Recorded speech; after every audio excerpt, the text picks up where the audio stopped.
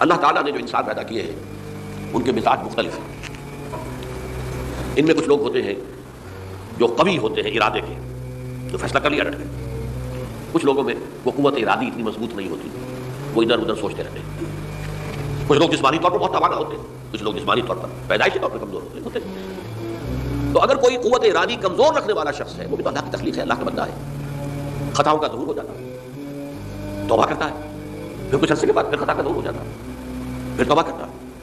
تو ہم تو یہ سمجھیں گے کہ ایک حد کے بعد پھر اس کی توبہ قبول نہیں ہونی چاہیے. لیکن حدیث سنیے. وعن ابی ہریرہ رضی اللہ تعالی عنہ قال قال رسول اللہ صلی اللہ علیہ وسلم ان عبدا اذنب ذنبا، یقیناً ایک بندہ جو ہے وہ ایک گناہ کرتا ہے. فقال، پھر وہ کہتا ہے رب، اے میرے پروردگار، اذنبت فاغفر لی، مجھ سے گناہ ہو گیا ہے، مجھے معاف فرما دے. فقال ربہ، تو پروردگار یہ کہتا ہے اعلم عبدی ان لہ ربا یغفر الذنب ویأخذ بہ، میرا یہ بندہ یہ جانتا ہے کہ اس کا ایک رب ہے جو گناہ معاف بھی کر سکتا ہے اور سزا دے بھی سکتا ہے. کیا مانی ہوئی؟ گناہ اس نے کیا ہے لیکن جانتا ہے اللہ کو کہ وہ معاف بھی فرما سکتا ہے، تبھی تو وہ اللہ سے معافی کی درخواست کر رہا ہے. اس کے اس جاننے کی بنیاد پر، اس کے اس علم کی بنیاد پر، اس کے اس ایمان کی بنیاد پر فرمایا غفرت لعبدی، میں نے اپنے بندے کو معاف کر دیا. ثم مکث ما شاء اللہ، پھر وقت گزرا جتنا کہ اللہ نے چاہا. ثم اذنب ذنبا، پھر اس سے گناہ ہو گیا. فقال رب اذنبت ذنبا فاغفر، پھر کہتا ہے پروردگار مجھ سے گناہ ہو گیا، پھر مجھے معاف فرما دے. فقال ربہ، اللہ فرماتا ہے عالم عبدی ان لہ ربا یغفر الذنب ویأخذ بہ، میرا بندہ ہے نا جو جانتا ہے کہ اس کا ایک رب ہے، ایمان باللہ اس کے اندر ہے، تبھی تو پکار رہا ہے. اور یہ بھی جانتا ہے کہ وہ گناہ معاف بھی کر سکتا ہے اور چاہے تو پکڑ بھی سکتا ہے، سزا بھی دے سکتا ہے. تو فرمایا، اللہ تعالیٰ فرماتے ہیں میں نے فرمایا میں نے معاف کر دیا. ثم مکث ما شاء اللہ، پھر ایک عرصہ گزرا اس کے بعد. ثم اذنب ذنبا، پھر اس نے گناہ کیا. قال رب اذنبت ذنبا آخر، اس نے کہا پروردگار میں نے تو پھر ایک اور گناہ کر دیا، فاغفر لی، مجھے بخش دے. فقال اعلم عبدی ان لہ ربا یغفر الذنب ویأخذ بہ، میرا بندہ جانتا ہے نا کہ اس کا ایک رب ہے جسے وہ پکار رہا ہے، اور وہ جانتا ہے کہ اسے اختیار حاصل ہے کہ چاہے تو بخش دے اور چاہے تو پکڑ لے. اس کے اس علم، اس ایمان کی بنیاد پر میں نے اسے معاف کر دیا. ایک اور حدیث، میں نے چونکہ اس گفتگو کے لیے ان احادیث کا تفحص کیا ہے، یہ تو بہت ہے حدیثیں، میں نے ان میں سے کچھ چنی ہے. ہمارے پاس واعظ ناصح، وہ بھی کسی شخص کو روکتے رہے، برائیوں سے روکتے رہے نہیں رکتا، تو کہیں غصے میں آ کے اللہ تجھے کبھی معاف نہیں کرے.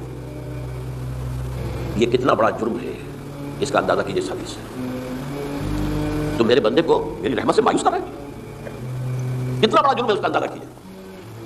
یہ مسلم شریف کی روایت ہے عن جندب، حضرت جندب رضی اللہ تعالیٰ عنہ سے، ان رسول اللہ صلی اللہ علیہ وسلم حدث، کہ اللہ کے رسول صلی اللہ علیہ وسلم نے ایک واقعہ بیان کیا. ان رجلا قال، کہ ایک شخص نے یہ کہا واللہ لا یغفر اللہ لفلان، کہ خدا کی قسم اللہ تعالیٰ فلاں شخص کو کبھی معاف نہیں کرے گا.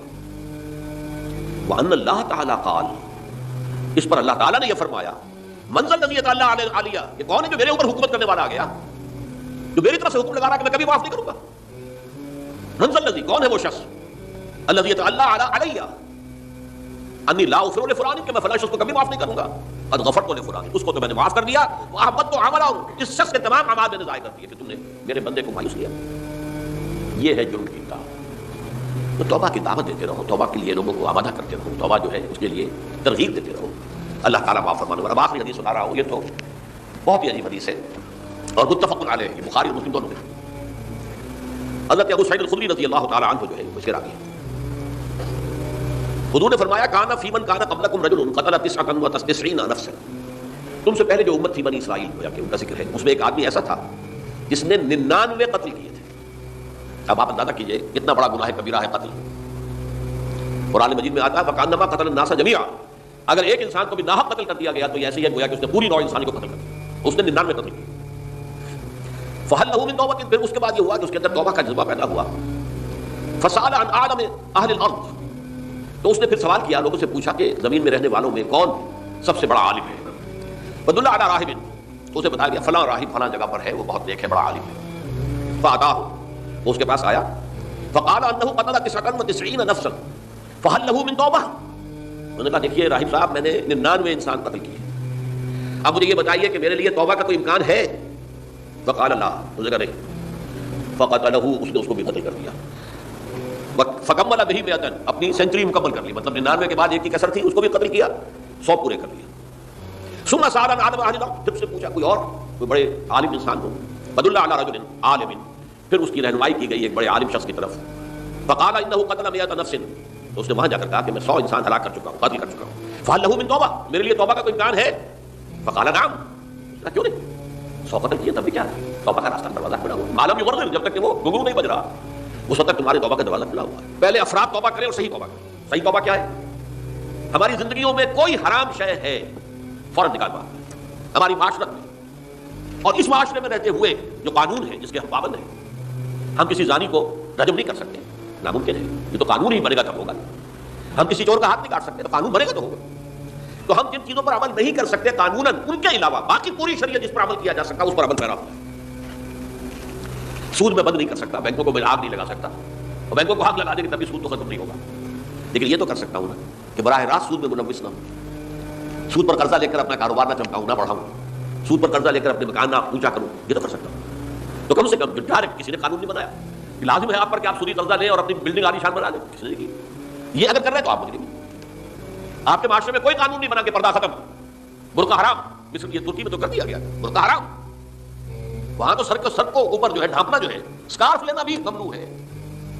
یہاں تو نہیں ہے. پھر یہاں جنہوں نے چھوڑا ہے مجرم خود ہے. یہاں تو اللہ کا شکر ہے کوئی ایسا مصطفیٰ کمال پیدا آج تک نہیں ہوا ہے کہ جس نے ان چیزوں کا حکم دیا. ہاں ترغیب ہے، ذرائع ابلاغ کے ذریعے سے، فحاشی ہے، اریانی ہے، لیکن چوز آپ خود کرتے ہیں، فیصلے کا اختیار آپ کا اپنا ہے. تو جن چیزوں کے اندر بھی گناہ سے بچنے کا امکان ہے اس کو عملاً ترک کیا جائے.